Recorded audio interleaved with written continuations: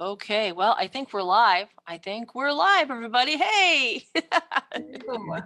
Yay! Here we are. Well, welcome to Marketing for Authors with the Betsy Freeman Booking Live Show.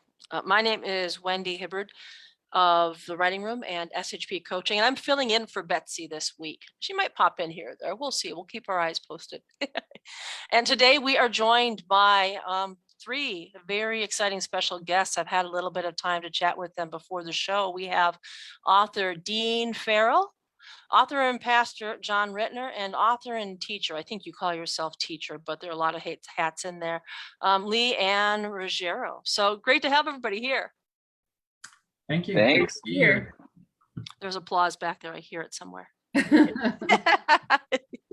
Well, you know, these people have a lot of great experience, a lot of great things to share, but we're going to work on keeping it to the hour that we have. But we'll also be looking for everyone's questions in the live chat. So we'll try to balance both of those. But we want to start out just by giving everybody a chance to go around and introduce themselves. So Leigh Ann, why don't you jump in with the start? Sounds good. Hello, everyone. I'm Leah Ruggiero, and my debut novel, Unfollowers, just came out 2 weeks ago, I think, at this point, from the University of Massachusetts Press. It won the Juniper Prize for Fiction in 2021.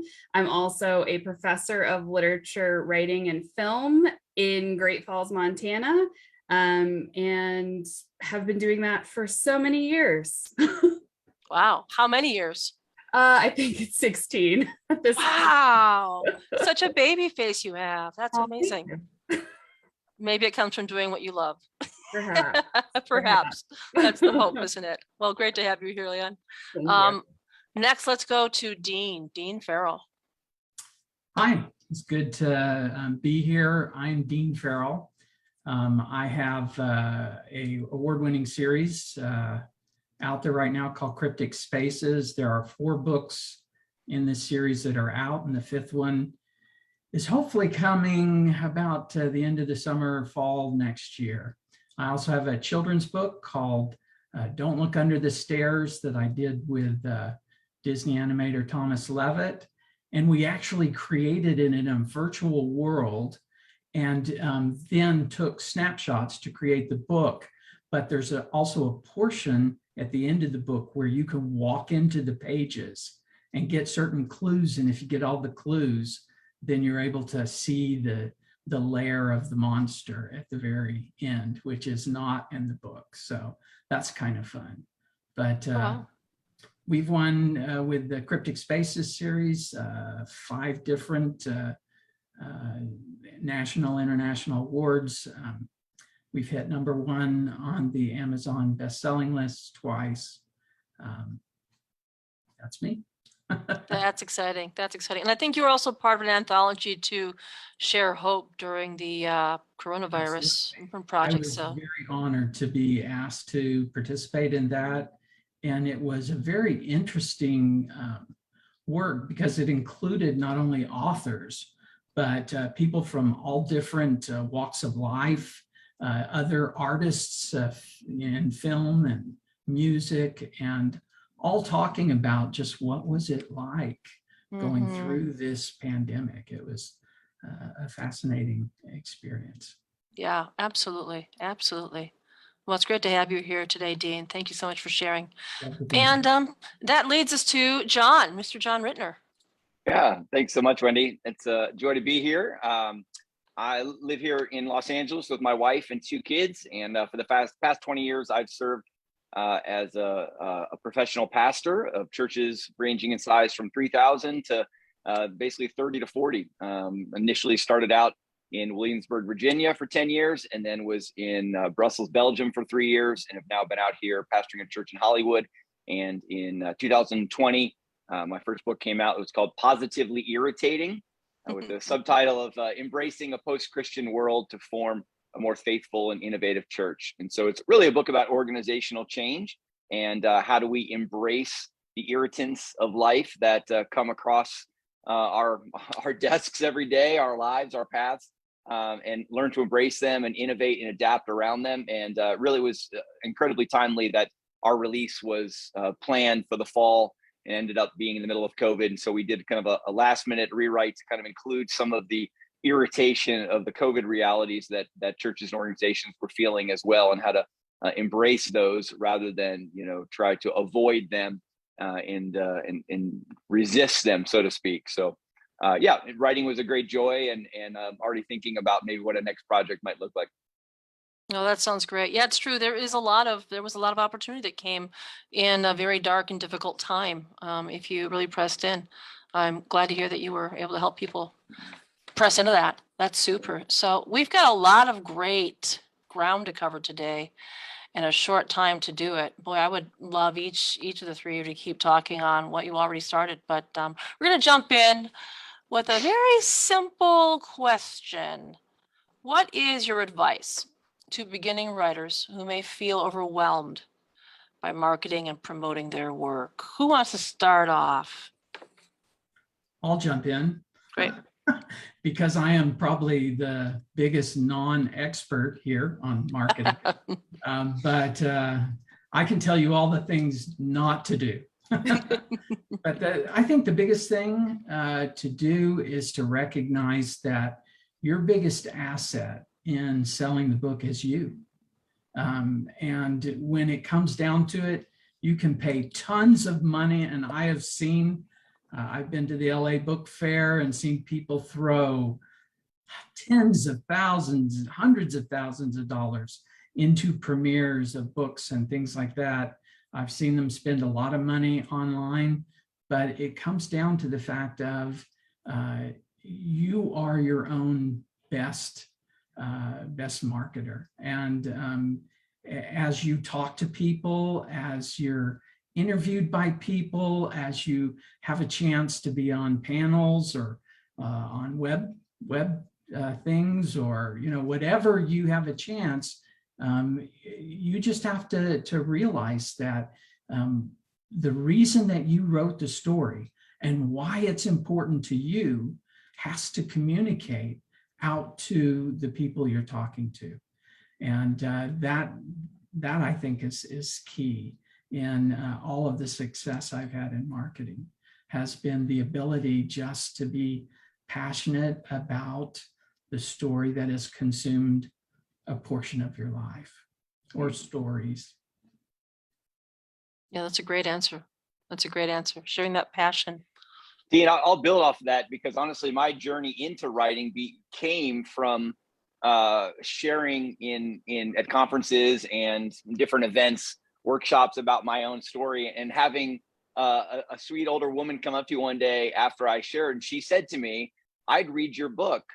And I kind of laughed and I said, oh, I don't have a book. And she said, "Oh, I'm sure I figured that, or else you'd be trying to sell it right now." And I laughed, and she said, but I'm just telling you, what you just shared is interesting enough and compelling enough that I would read that in a book and I'd ask others to read it. And I remember that actually became kind of the seed that led me to spark this idea of like, man, I really do need to write this down. And so I have found, very similarly, that the key for me has always been to kind of know my audience, know my tribe, know the people that are going to resonate, whose stories will find resonance with my story. And then, to try to build personal relationships with as many of those people as possible.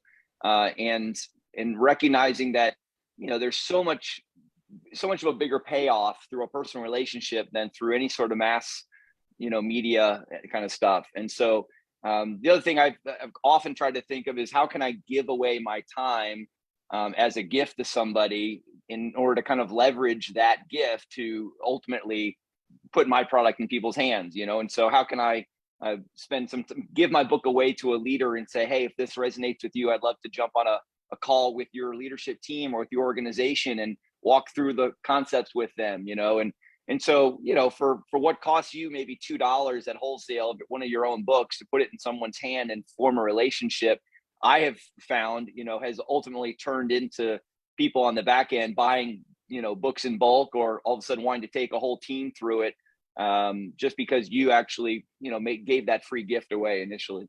Mm-hmm. I want to ask you really quick, Jon, would you say that that boldness was sparked by that comment from the woman who came up to you that day?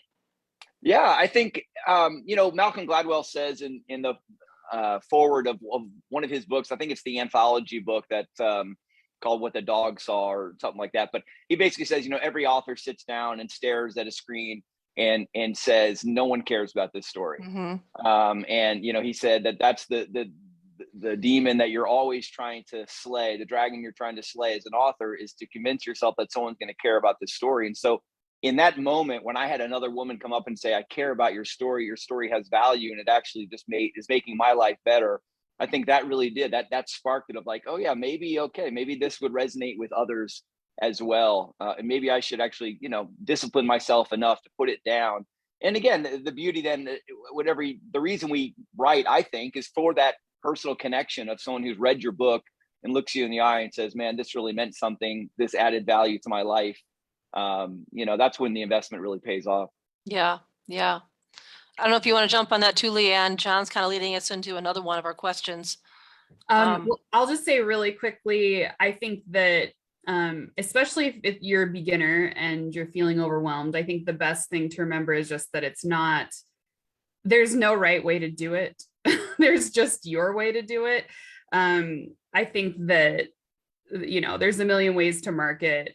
Obviously we've already gotten great advice, but it is, especially if it's your first time, like you're just going to learn a lot. You're going to learn a lot while you're doing it, and you'll make notes and you'll improve and you'll figure out other avenues for marketing. And sometimes it's a long haul. Sometimes it's a short haul, but sometimes it's a long haul too. Spoken like a true teacher. Yeah. Just doesn't leave, does it? It's awesome. Well, Deen and Jon were tapping on this. There is a connection between the passion for what we write, for our topics, our focus, and effective marketing. So why do each of you write what you write, and how has that just helped you discover your audience? Well, that's a good question. Well, one thing, I write because I love the story and it's grabbed me and it's taken hold of me, and the characters become my friends. I remember Hans Christian Andersen talked about how the characters would talk with him, in his life outside of writing the book, just because they become so real to him. And I shared earlier about Ray Bradbury running behind the characters and just trying to tell their story as quickly as he can type. Then there is also inside me the desire to, there is so much negative in the world today, and so much that is controversial, or is there's so much discord out there, and I want to be able to tell stories that have a positive outlook, that have a sense of hope about them. And I don't think that you have to be Pollyannish to tell a story that has a positive feel to it. I feel that the same audience that went in droves to see Star Wars when it came out are hungry for good quality stories that are positive and that are uplifting, and that give us something that we can strive for as far as where we want to go as human beings, as people. And so I feel that it's just a great opportunity when you have a chance to write and tell a story, to be able to leave that person with a sense of hope and determination and strength when they're done. I agree. Deen, you really sound like a dreamer. I like listening to you talk. That's so good. Yeah, you know what? There is redeeming value and transcendence to be found or crafted in so many places. Who else wants to take that? The connection between passion and your topic and effective marketing. Why do you write what you write, and how has that helped you discover your audience? Well, I do think that part of writing, I'm like figuring out myself as I'm writing. you know, you don't really know how you're feeling about about your Yeah. subject until you have to sit with them for quite some time and think about them from multiple angles. I think that but it is really important to remember sort of once all the dust settles, oh wait, who is my target audience, right? It can't just be me, right? It can't just be me figuring out my stuff in my room. It has to be other people. And I think abstractly, you know, for me, it's people who are interested in sort of questioning every aspect of an issue, seeing the good and well, seeing the positive, the negative. I think that ties into what Deen was saying, because especially the Pollyanna comment, like, you know, you don't have to be Pollyanna. You can look at all the different shades of what a certain subject brings you. But I do think that, you know, discovering your target audience sometimes requires that you like hold a mirror up to yourself. And so for me, my target audience, at least for Unfollowers, is, you know, anyone who's really experienced some sort of trauma, whether it's like little t or big T trauma, in like a religious setting. Sure. Yeah. Really common theme right now. Yeah, and I think Jon, you can speak to that theme too. Yeah, that's really resonates with me. You know, often people will meet me, you know, around town and find out what I do and kind of say, "Oh, what kind of church do you lead?" You know, and I always think it's such an interesting question. I'm sure they're looking for a title or a denomination or history, and I've decided that, you know, the way I like to answer that is just by saying, well, you know, we as a church are trying to act less like Christians and more like Jesus. You know, and people often usually kind of laugh at that, and I say, see, you'd fit right in. You know, you should come join us. And I think part of my own spiritual journey has been recognizing that in the last 20, 30 years, I've just become more aware of the ways that the people who are meant to represent Jesus in the world have, I think, kind of strayed from that and are representing something that just doesn't look Jesus-like enough to me. You know, if Christianity is meant to be a conspiracy of little Jesuses running around living out what so many people admire, I mean, men like Gandhi, you know, who didn't prescribe necessarily, it was not a follower of Jesus in the form of being a Christian, but still admired and respected the lifestyle, the teachings, the ethic of Jesus. And that's still true in our culture. And yet, if you ask someone what they think of the average Christian, that's usually not the same impression. And so, you know, I think for me, part of my journey has been, how do we kind of reinvigorate or renew this call to look more like Jesus. And I think the big posture that frustrates me the most, I think, is that I often see in modern churches kind of an antagonism towards the world around them, you know, that the people around them, the culture around them, that it's evil, it's secular, it's wrong, that there's a culture war we need to fight. And yet when you look at Jesus, you don't ever see Jesus engaging in that sort of an antagonistic fight the world posture. You see him identifying the brokenness of the world, but then trying to actually birth and express beauty in the midst of it. And so, you know, the dominant, what really inspired me, even in this book, around the idea of positively irritating, was this metaphor that the same grain of sand that can, you know, embed itself in the human eye and ultimately become an irritant that, if you don't get rid of it, could lead to blindness. That same grain of sand can embed itself in the mantle of an oyster, and the oyster, rather than trying to eliminate it, will actually embrace it, come around it, and let that irritant catalyze a process that creates a pearl. And so, you know, something that's irritating can lead to something beautiful. It doesn't have to lead to this antagonistic response. And so I think for me, that's been part of my passion in writing, is kind of helping the church recognize, how do we kind of reclaim that posture of Jesus in the world? Mm-hmm. You know, that brings to mind kind of a part B to this question.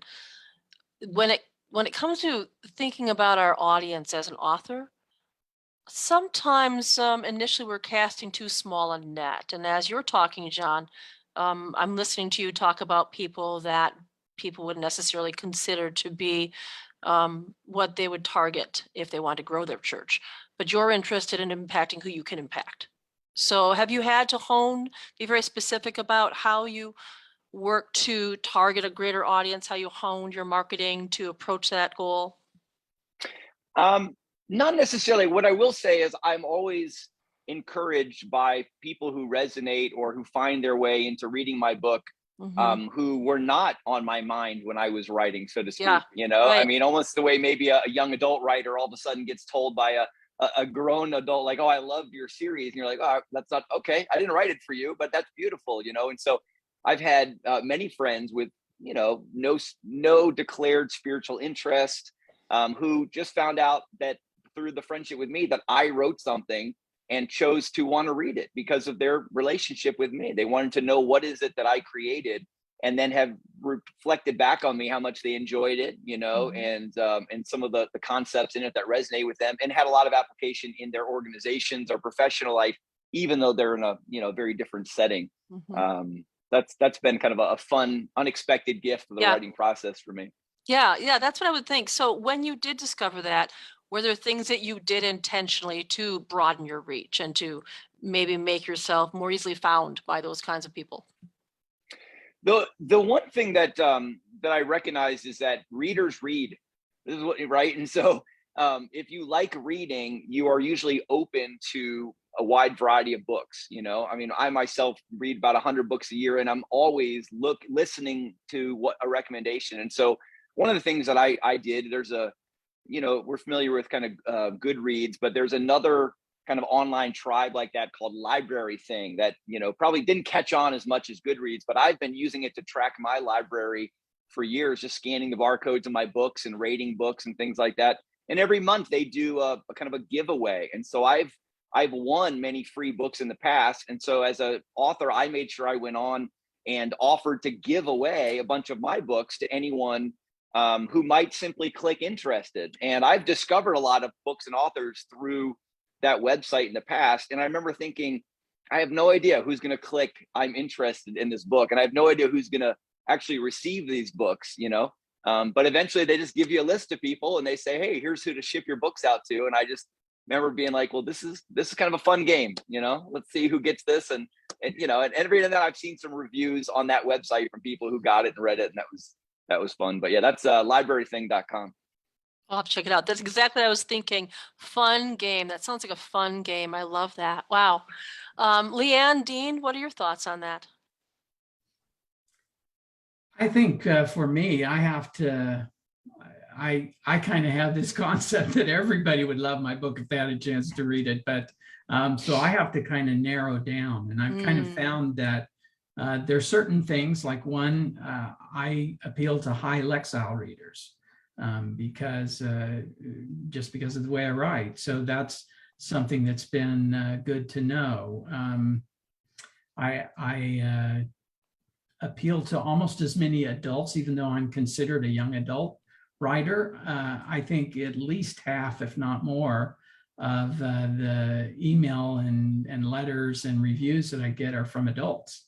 So there's a market there, and a lot of them have expressed that they've enjoyed being involved in an intense and a fast-paced and interesting series that tasks them intellectually, yet doesn't have issues that that concern them on other areas. So so that, you know, I have learned from, you know, the feedback that I get, kind of how to fine tune a little bit the market that I'm approaching.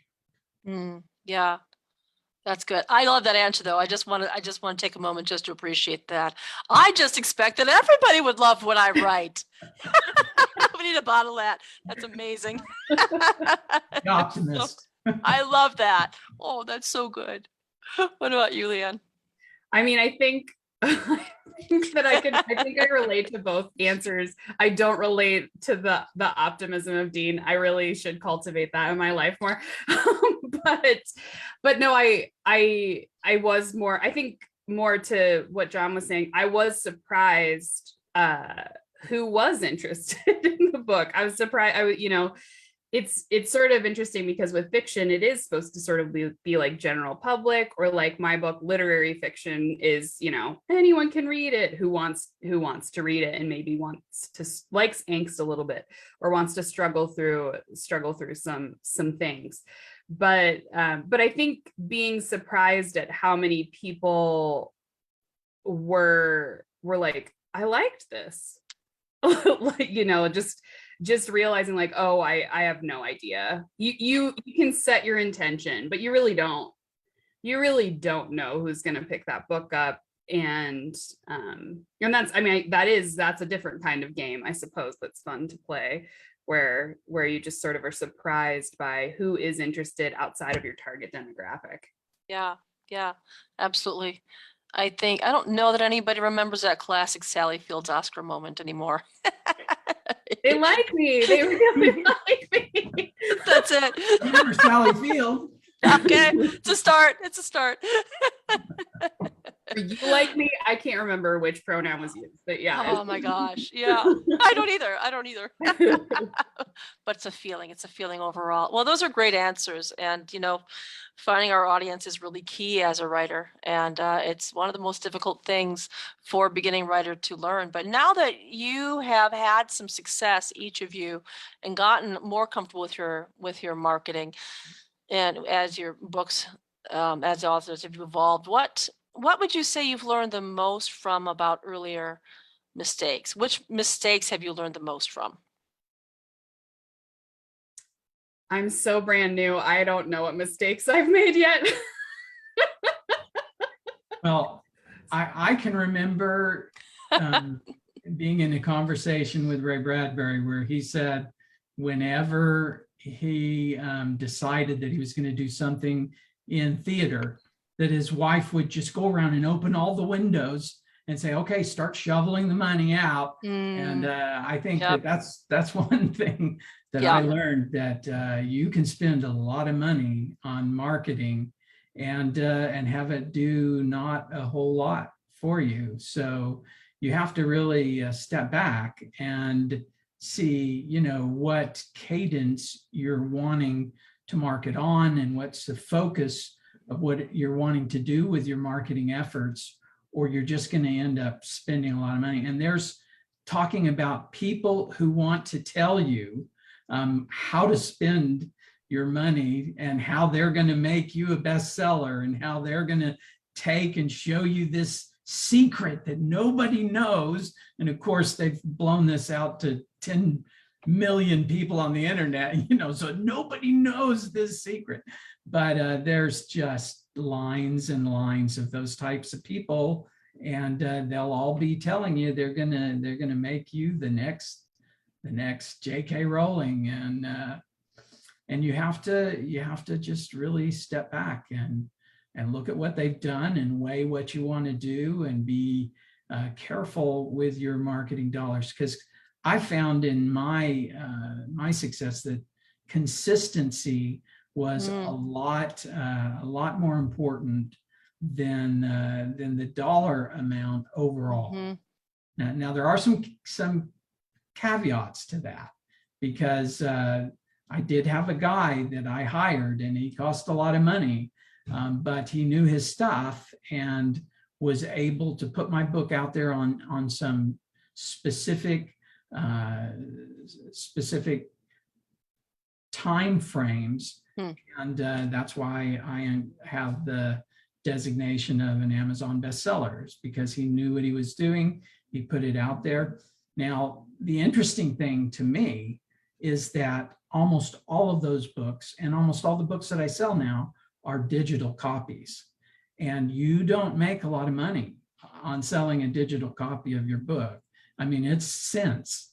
And so you have to sell an awful lot of books to cover some of these people that come in and can do a good job for you, but they're expensive. And so I found that, sometimes you just have to look at what you want. I wanted that designation as bestseller, and was willing to, bring somebody in that knew how to really market the book and get to that point. But I'm not buying an island right now.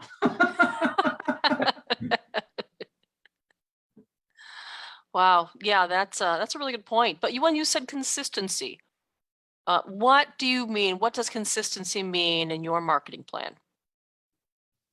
Well, I think you have to have an online presence. You have to consistently do something on it, which is tough. If you're a writer that's writing, especially if you have a family and you do things in your church and you do things in the community, and your time is very at a very high commodity. And so to take a lot of time and spend an awful lot of time marketing is very difficult. It's tough. So, you just have to decide what cadence you want to do and how much time each week you want to put towards it, but you have to do it every week. Mm-hmm. And I know I could probably be doing a lot better sales-wise if I had more time to put into marketing every week. Sure. Yeah. Well, and you physically do a fair amount of shows too, don't you? I don't know if you do currently, but I've done over a couple of dozen shows, all different kinds. Some I've been invited to speak, some I was on a panel, some was just a book signing opportunity. So, and I've been to Comic-Cons and a bunch of those kinds of shows, very interesting shows. That's almost more like a vacation and that sort of thing than it is work, but it is work. So it is work. I've been to a few of those. So kudos to you. What do you think, Jon and Deen? We're kind of looking at where you've made mistakes that you've learned from and what you do now as you've gone forward. I know you said, Leigh Ann, you're too new. I don't believe that. I was gonna say I could definitely give a real answer, which is that I do think I was, much like the advice I gave at the beginning, I was very hard on myself. So my press gave me a marketing questionnaire sort of to prep, just like any, who should we give promotional copies to? Who should we contact? Who should we, et cetera, publications and whatnot. And I just sort of sat there staring at the questionnaire, this is everything I've been doing wrong. I haven't been keeping track of any of this stuff. Oh my gosh, if I would have just known, I would have had a list a mile long. But I did not have a list a mile long. And so I just kept procrastinating on it. And now, of course, I'm you could have just put anything down and it would have been fine. But I got in my head and just turned it into a shame spiral. So maybe just try not to do that. Okay, so ditch the shame spiral. Great advice, writing it down. Okay, and Jon, you're up. Yeah. I think knowing, again, if you're going to be investing a lot of personal time in this, just knowing your own skill set, knowing what you're good at. I initially remember thinking, social media ads, maybe that's something I want to lean into, but knowing I'd be doing a lot of the work myself. And I sat down with someone and had her as a friend kind of train me on how to do it. And about 20 minutes into this 45-minute training on how to use Facebook marketing, I thought, I'm never going to do this. This is just not my skill set. I could watch this training video she's creating for me right now 5 times and I'll still struggle to do it. I'm just much more relational, but what I can do is create just kind of a simple one sheet around my book with some of the, people who blurbed it for me and promoted it and some of the key concepts, and then, make personal contact to 20, 30 leaders who have podcasts out there, in this space, and say, hey, I'd love to have a conversation with you around these ideas if they resonate with you at all. And, I can send that first email and follow up with a phone call. And that felt more like my skill set, and I could actually do that. And it was energizing. And so, I just kept trying to find ways to kind of like Deen said, time is money. So it's not just, it's not just the money you're going to spend on AdWords. It's the fact that I'm going to spend all this time learning how to do this. And who knows, in the end, if it pays off. But I could be much more effective at other things. Even had a friend for me. Again, I published with a hybrid publisher. So, I had an editor and a layout and a cover designer and all these sorts of things. But ultimately, they put a product then in my hand that I was responsible for marketing. And one of the deliverables I didn't even get from them was kind of a 3D rendering of my book cover. And so I found a friend who was a graphic designer and said, hey, can you just help me make this, And of course, they knocked it out in 15 minutes and sent it back to me. And, I didn't even have to pay anything for it. but then that allowed me to create images for, Instagram stories and social media that I could put on my page. And I found that to be easy and something I could do effectively and consistently, like Deen said. So, for about 90 days, on either side of release, I was pretty consistent with those sorts of postings. But yeah, just know what you're actually going to be good at and be honest with yourself, Mm-hmm. Yeah, those are all great themes, all kind of tying together.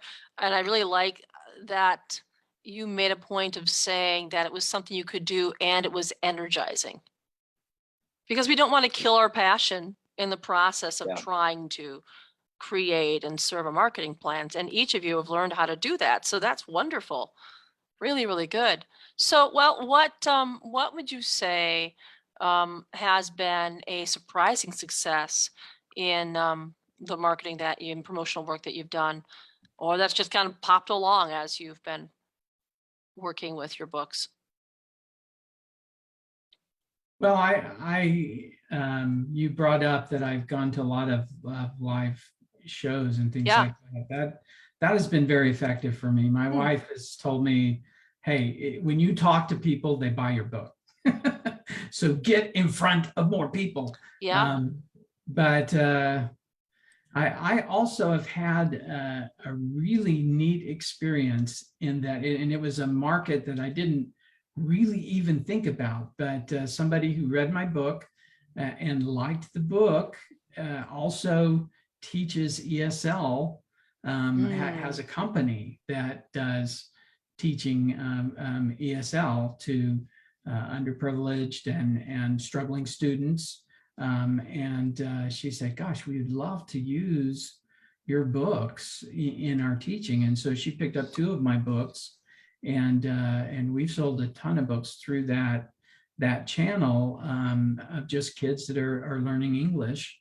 And we're looking for a book. And it was something that I would never have thought of. But one other thing that I would mention is, think of the people that who you might could collaborate with. I mean, I ended up having one person who was a fan of the book came to me, and she was a up and coming folk singer, and I put some lyrics in my 3rd book. And so she said, well, can I put these lyrics to music? And I said, sure, why don't you do it? Let's see what you got. She came back and it was great, and it's on Spotify right now. This song, and it is like, that those kinds of things can come up when you're open, like Jon has said, to those relationships and building those relationships. I did my children's book with Thomas Levitt, who's a Disney animator, and great opportunity there to get to work together with him and work together with some tools that Disney Studio was actually testing out to see if they would be a good fit for their studio. And you just never know who's going to come along and say, hey, Leigh Ann, that really resonates with me, and I'd love to take it and do this, or I'd love to work with you on this. And so always be open to that. That's really good. Yeah, it's nice to hear the specific examples each of you are giving about mining your assets. And especially, I'm especially loving, Deen, what you're talking about in terms of creative collaboration. How would you say that you have found so much opportunity with creative collaboration? How have you worked to step into that? Or is it something that kind of just naturally, organically rose up?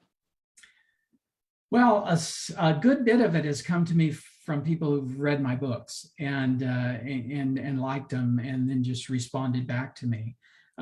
Probably it comes from the fact that I'm a very creative person, and I love being around creative people. I love talking with creative people. In my job, in my 8 to 5 job, I worked with the film industry and the Directors Guild, the Writers Guild, the Screen Actors Guild, the Cinematographers Guild, and got a chance to meet a lot of creative people there.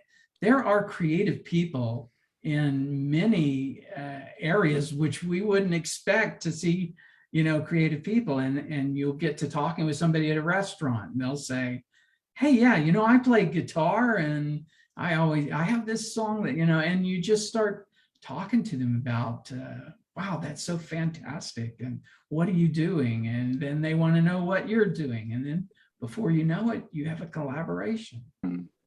I love that. Your excitement just sort of spills over, and before you know it, you're in the river together. It's really nice. I love the way you describe that. What do you think about that, Leigh Ann and Jon?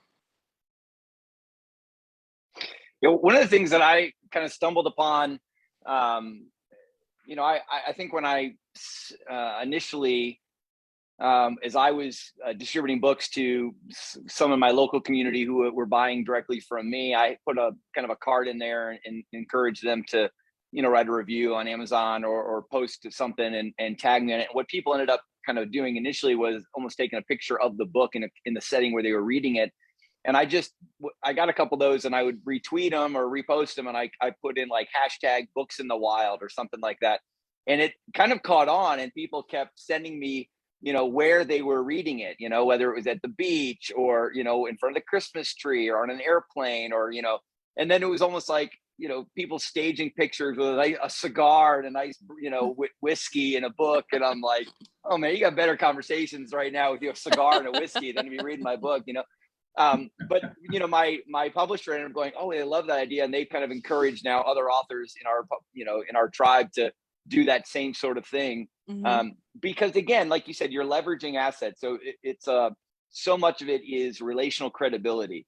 And so when someone posts that in their circle and tags you, and then even you retweet it, that person is saying to their friends, hey, I'm behind this book, and then of course I'm always kind of a little amazed that there's still a little bit of that juice around being an author, I think many of us probably know so many authors now that it doesn't feel like there's any, you're not special, right? We're just authors. Who cares? We wrote a book. That doesn't feel that hard, but people love being able to tag the actual author of a book and have that person respond to them in a personal way on social media. And so, they're getting energized by helping, put your book out there if you directly engage with them, So that was another thing that we just kind of stumbled into. That's been really fun, this little thing. Oh, that is a great idea. I love that. We're going to come back to the shutter word you used, retweet. Oh, I struggle with that. We're going to come back to that. Leigh Ann, what do you say? I mean, I think that being authentic and really knowing who you are, trying to also be vocal about who you are, whether it's on social media, in your own writing. I know, so this wasn't something that happened to me, but I recently went to the AWP conference, which is for professors and writers. It was in Philly. It was fun. And one of the panels I went to talked about, it was about getting an anthology together. And one of the presenters did an anthology or edited an anthology on Jewish work, like writers who are Jewish writing about young adults who are also Jewish. And so she had a very interesting experience, because once the anthology was out, she had a bunch of writers who were like, why didn't you ask me? And she was just like, I didn't know you were Jewish. Like, we're friends, but I didn't know you were Jewish. So it's not, it's not necessary, which is an interesting anecdote. It really puts things into perspective and realizes like, wait, if you want to write about something, if you want to be a part of a certain community, like that's like, and it can feel icky if we're like, feel like it's like, oh, marketing ourselves. But in reality, I mean, you could also just say it's being honest about, who you are, what you stand for, what your story is, and then perhaps getting opportunities that way as well. Yeah. Your answer, I think a lot of people will really resonate with, because if we think about it being a little bit icky, Great.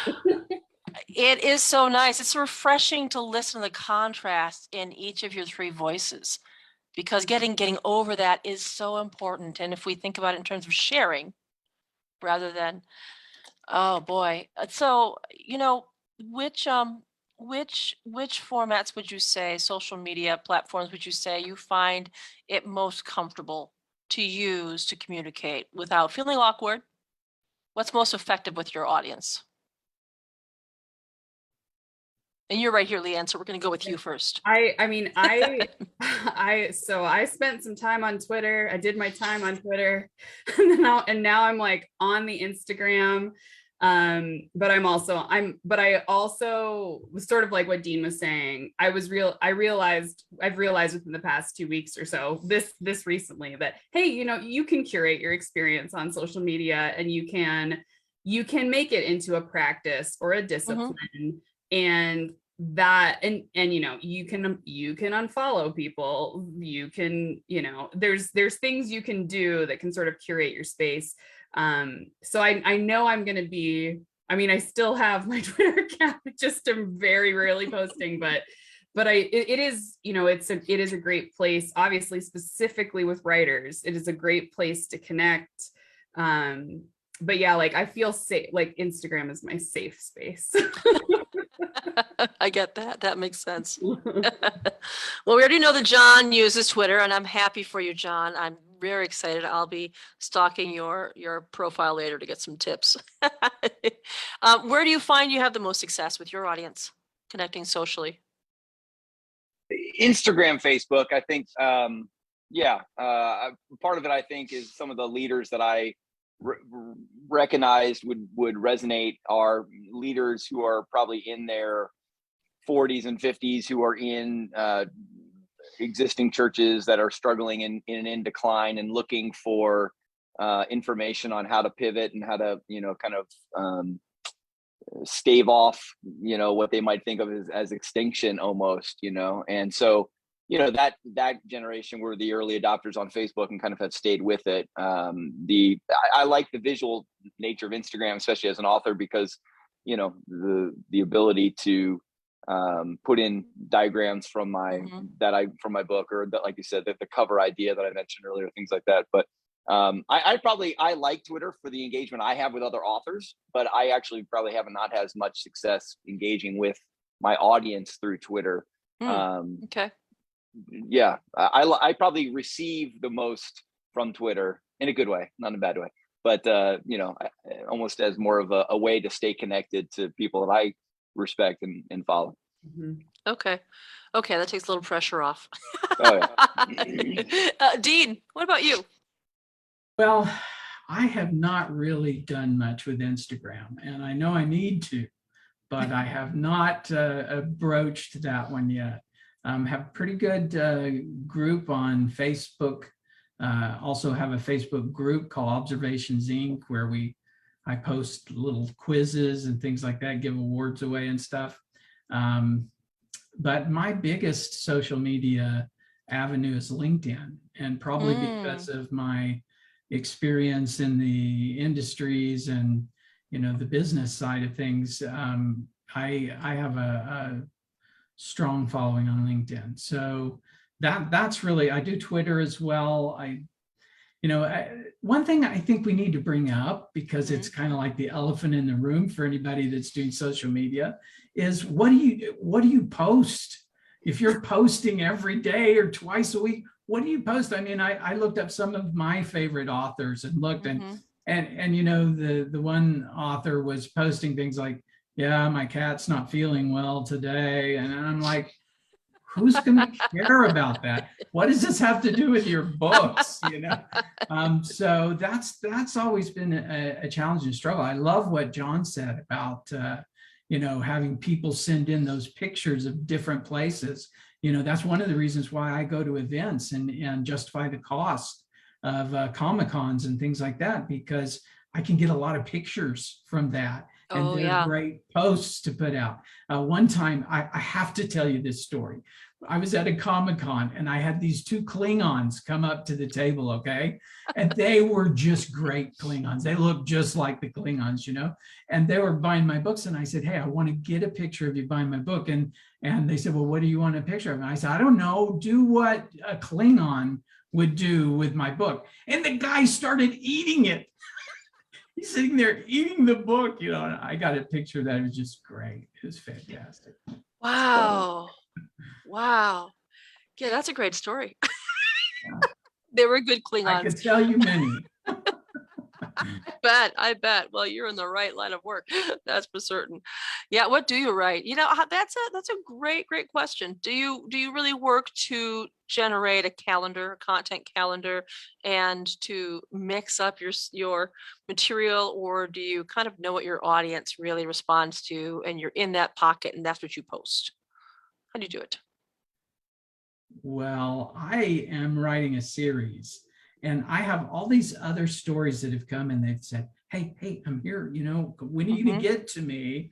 I'm waiting in line back here. But my characters that are in the series will not let me move until that series is completed. And so it's just a matter of putting in the time to finish that series.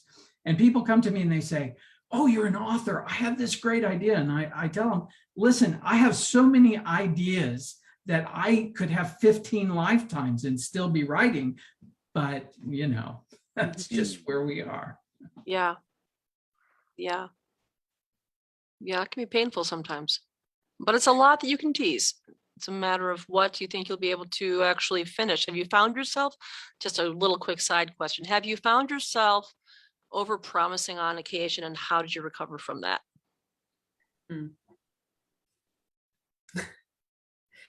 I won't tell you why I'm asking. I was gonna say I overpromise every day in my life. Like my natural state. And then I'm so stressed out, like, 2 weeks later, and my friends are just like, yeah, well, you're doing that thing again. You just overcommitted yourself for the 15th time. You do understand it's a pattern, right? Yeah, I do. But I mean, I think that, like, that's just a thing you sort of have to learn, right? You have to, there's a few responses. There's the okay, I'm gonna dig down deep. I'm gonna pull it out. There's the I'm just gonna surrender and let it happen. And usually I think that's the best thing, because usually you don't have to try so hard. And then there's also the just sort of the freezing. We don't want to freeze, but I mean, you do have to, I think you have to hit that wall probably to learn from that wall.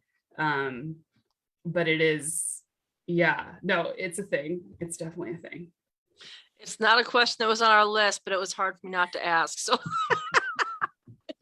thank you for going there with me. Yeah. Oh, yeah. I suspect Jon has a lot more discipline when it comes to that, as one who is very gifted in team leadership. Yeah. I mean, I will say, you were asked about scheduling, again, around my book release, I sat down and kind of had 3 times a day. What am I going to post, and track that sort of stuff, and created images and little quotes, and, created graphics for kind of every author who had written in, something about my book and was helping me promote it and stuff. And then, now I probably don't engage social media as much through that lens of selling. But I think what you said, Leigh Ann, is good, which is, it's personal, it's authentic. The more you can look real, my wife has a great line. She always reminds my 2 teenage kids that, social media is about comparing other people's outsides with your insides, and that'll never match up. Your inside, the shame spiral, like Leigh Ann said, that inner shame spiral that you can go into, and you're comparing that to this other person's. Well, so it's just not worth it. So the more I think that you can use social media to actually show people a little bit of your inside, in an authentic way, without it being, too voyeuristic or just weird, like didn't get out of bed all day today. You're like, oh gosh, do we need to call Jon? Call somebody.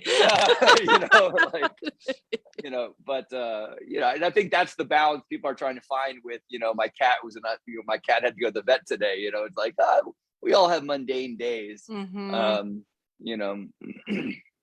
Well, coming out of a global pandemic, it did get a little weird out there. I think we were all part of that at different points in time. But, well, one last question. We have been talking back and forth about tools, and Jon, you talked about posting things. I don't know if you use a team or an app or software, but what would you say are the most valuable tools that you employ on a regular basis that have really helped you find success or sustainability or both?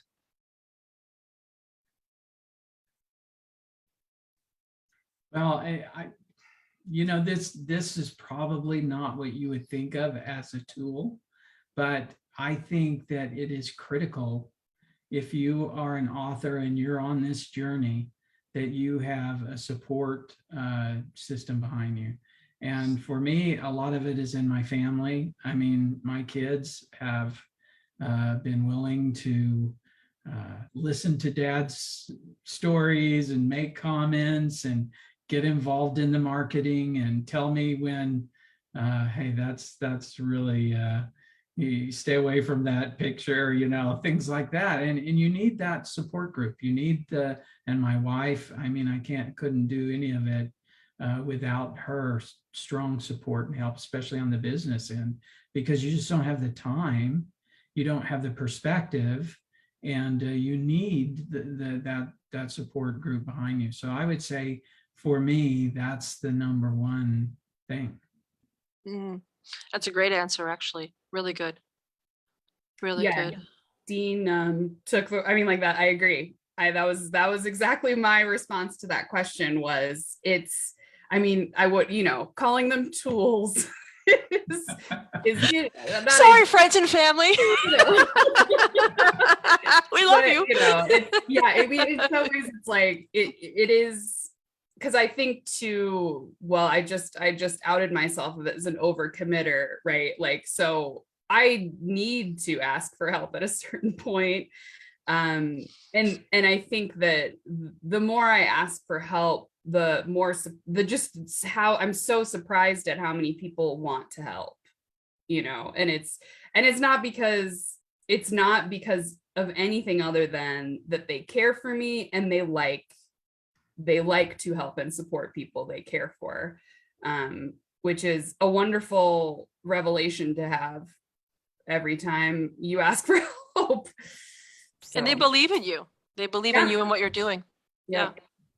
That's so good. Jon, your answer?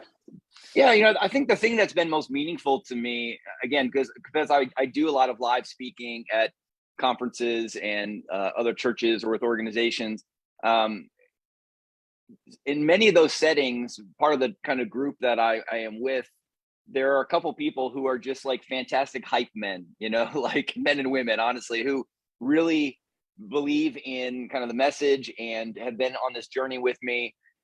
And it allows me to kind of balance, because like Leigh Ann said, you do feel like you're selling yourself, right? Like this is your baby you created. Now you're trying to get someone to pay for it. And it can be a very vulnerable feeling. And my experience is that many people who enjoy the artistic side of writing don't necessarily have the same calling to the business side of selling yourself, right? I mean, those are often very different skill sets.